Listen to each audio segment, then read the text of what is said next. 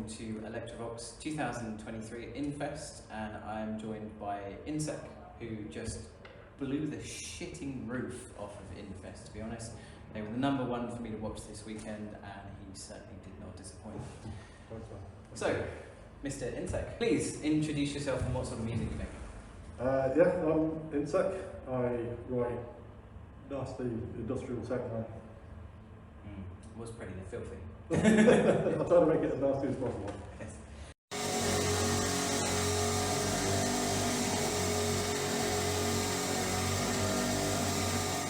Alright, so the 3 questions that you've asked me to ask you. Firstly is, what moment made you realise that you wanted to make this music, and what were your first steps?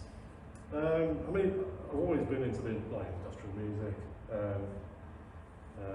You know, back in Ministry, Nine Inch, Throbbing Gristle, you know, all the sort of classic industrial music sort of stuff. I've always been into that, but I've also been kind of into techno, Prodigy, LFO, you know, some of the underworld, all that sort of stuff. You know, some pretty big sort of club techno stuff. And I was just wanting to kind of merge some genres together and see what happened. Really, it was you know, the things that I've grown up with and have affected me, and they're kind of part of my DNA. So I thought it would be disgenuine of me to try and sound like everyone else, and decided to just kind of mix a few things together, a bit of gabba, a bit of techno, but with an industrial edge. Yeah, and it works. Alright. And next up is, how different is your music now from when you first started out? I'd say it's a lot more layered. I mean, I've had quite a few projects over the years. I had a kind of, I've dabbled with industrial rock stuff, and ambient, soul ambient stuff. I mean, a lot of my INTSEC stuff, the last track on pretty much every album ends up being some sort of ambient thing, because I can't help it, it's just part of the DNA. Yeah. So when I started out with INTSEC, the whole point was that I wanted to do that kind of industrial, the classic industrial thing, which is do it lo-fi, do it basic, try and set the mood and feeling of a track with as little detail as possible. So it's all that psychoacoustics and that sort of thing. So your brain fills in the blanks that way. I'm really a big fan of that. I think it's one of the things I love is listening to a song and then listening to it again, and it's totally different. So as it's grown and as I started performing the songs, I wanted to do them. They've ended up being a bit more, let's say, a bit more complex. I still try to keep it basic, but they're still, sort of like an imaginative mindfuck, as it were. Yeah. So it's got to be a bit more of a roller coaster. My first, I want to say demo, but I've never submitted it to a record label.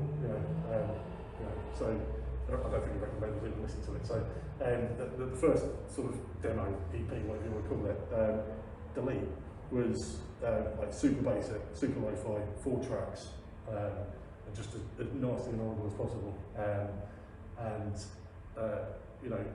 now it's a little bit more of a roller coaster each track, but that's just because live, people need to react and want to have a good time. So that's why it's kind of evolved like that. Perfect. Okay. And then, what song or album of yours are you most proud of, and why? I think probably 9 Circles, because it was kind of it's a concept album of a man committing suicide, and I know obviously that's in industrial circles that's a pretty sort of old hat thing, but it was genuinely, I was in a pretty bad dark place at the time, and I just wanted to try and get as much of it down on an album. So the point was that it was a guy committing suicide and his soul going down through each circle of hell, and the track's getting just progressively more horrible and horrible now as his soul sort of being destroyed at the very bottom. So I think I'm most proud of that one, because I think it was in a bit of a state of like free-flowing consciousness when I wrote it. I don't really remember writing it. Sounds quite cathartic for you. Yeah, it was very cathartic. Yeah. I sort of listened back at it and I thought, well, that's probably the most sort of finished album. I feel like, this is one that I'm quite proud of. Alright, fantastic. And then on to the silly and serious, so a selection of 7, if you will. Okay. Which one would you like first? I'm easy. Just give us a selection of both. A random, yeah? Random, yeah. Okay, I'll do a random.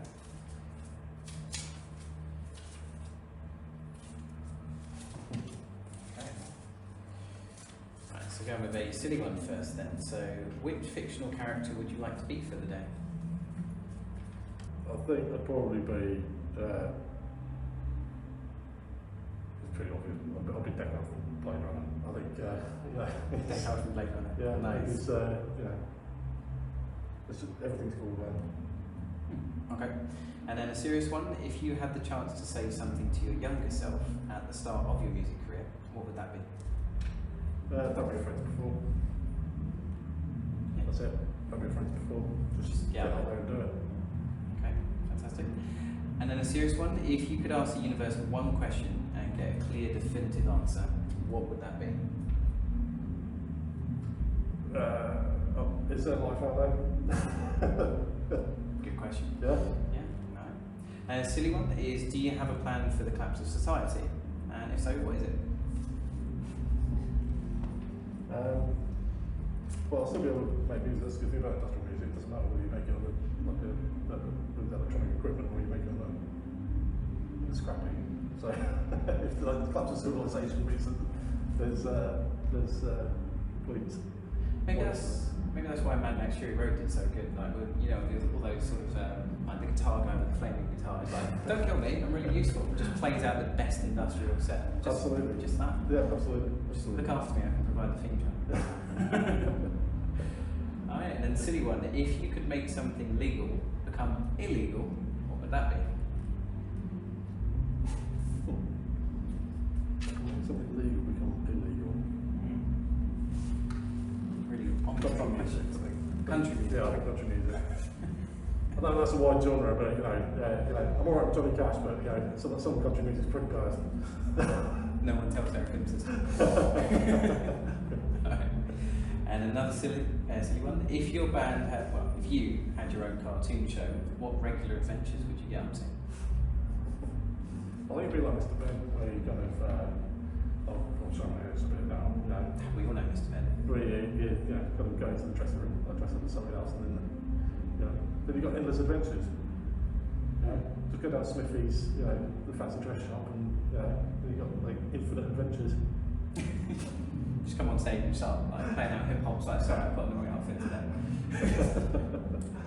Alright, and then a serious one to end off with. So, in your musical career, what things are you most grateful for, and why? Just anyone who listens to my music, like genuinely, I'm pretty overwhelmed by some of the by the feedback I'm getting, from it. I think it's genuinely it makes everything worth it. I didn't set out to make money or anything like that, or I'm not about fame. This is what I wear this. I don't care. It's not about that at all. I just want to make music. I want to make people happy, and the feedback I'm getting from everybody is just incredible. So thank you very much. Yeah, and I had a conversation with Reese of Red Meat. He sent me your stuff a little while ago and said, "Can let's get on this?" I kept meaning to. I love that guy. I know lots of.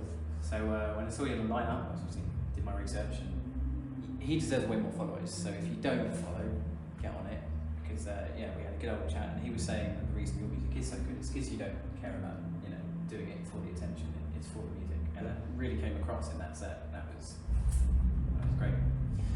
Right, and then the last question I have for you is: do you have anything that you'd like to say to your fans? Well, just the same as I just said, really. Just thank you very much for your support. It means a huge amount. Thank you. Okay, well, thank you ever so much for joining me, and thank you for watching. Press the buttons. Elektro Vox.